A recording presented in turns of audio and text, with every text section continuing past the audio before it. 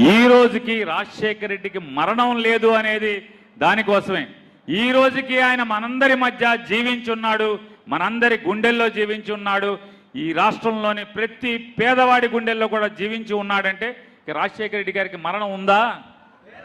మరణం లేదు కదా.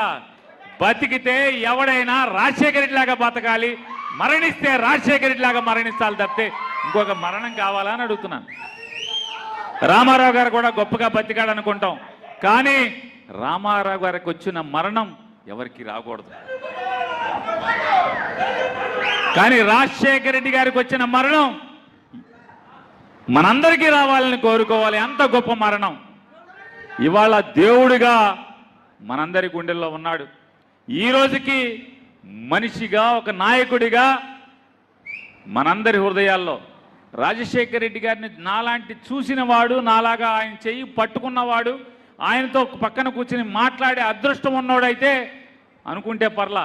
కనీసం రాజశేఖర రెడ్డి గారిని ఇంతవరకు కళ్ళతో చూడని వాడు కూడా రాజశేఖర రెడ్డిని గుండెల్లో పెట్టుకోవటం అంటే అదే రాజశేఖర రెడ్డి ఈ రోజుకి కూడా జీవించి ఉన్నాడు అనే దానికి సజీవ సాక్ష్యం.